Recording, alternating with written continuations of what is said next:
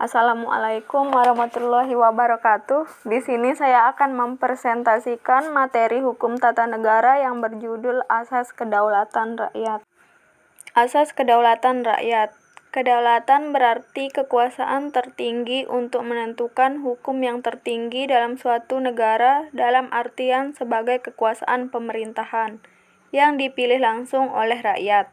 Kedaulatan rakyat adalah kekuasaan tertinggi untuk menentukan hukum yang tertinggi dalam negara adalah rakyat melalui wakil-wakilnya yang dipilih langsung oleh rakyat. Asas kedaulatan rakyat dapat disamakan dengan asas demokrasi. Demokrasi adalah bentuk pemerintahan di mana semua warga negaranya memiliki hak setara dalam pengambilan keputusan yang dapat mengubah hidup mereka. Demokrasi adalah salah satu sistem pemerintahan yang menempatkan rakyat sebagai kekuasaan tertinggi, yaitu dari rakyat, oleh rakyat, dan untuk rakyat. Pemimpin dan wakil rakyat dipilih dari rakyat, oleh rakyat untuk melaksanakan kesejahteraan dan amanat dan aspirasi rakyat.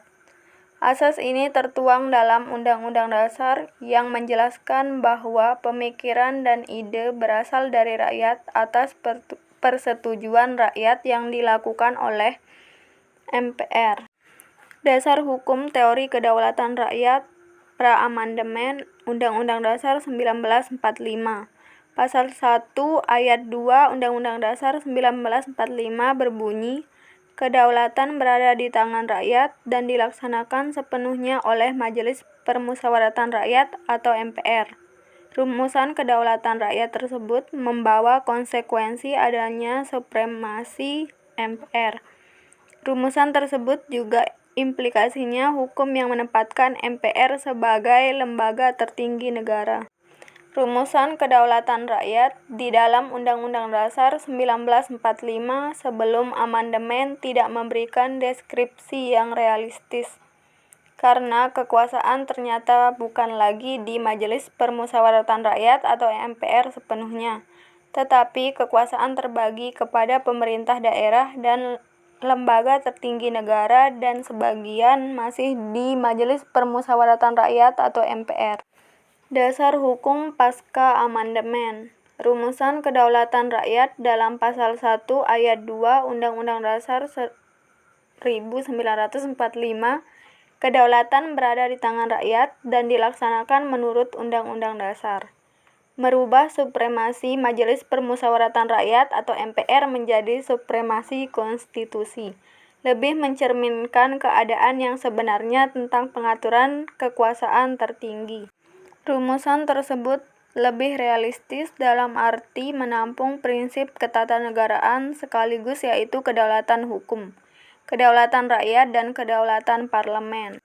Implikasi perubahan rumusan asas kedaulatan rakyat dalam Undang-Undang Dasar. 1.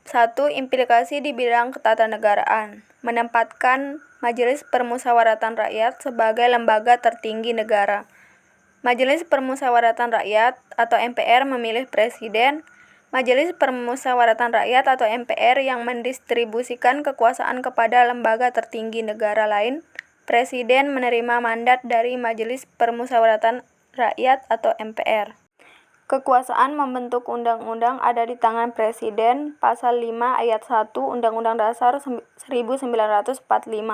Kekuasaan yang besar pada Presiden. DPR tidak sepenuhnya mengemban dan menyalurkan aspirasi rakyat karena adanya mayoritas tunggal. Ide parpol tidak bisa berkembang. 2. Implikasi ketatanegaraan. Supremasi konstitusi atau hukum, kekuasaan perundang-undangan ada pada DPR. Pasal 20. Dibentuk Mahkamah Konstitusi sebagai pengawal konstitusi. Majelis Permusyawaratan Rakyat bukan lagi lembaga tertinggi negara. Kekuasaan presiden dibatasi. Kekuasaan dan kewenangan Dewan Perwakilan Rakyat menjadi bertambah. Pembentukan DPD sebagai perwakilan daerah. Penghapusan DPA, kemudian dibentuk Dewan Pertimbangan Presiden. Pembentukan Komisi Yudisial atau KY untuk mengusulkan kehakiman agung dan pengawasan kekuasaan kehakiman. Banyak dibentuk lembaga negara bantu.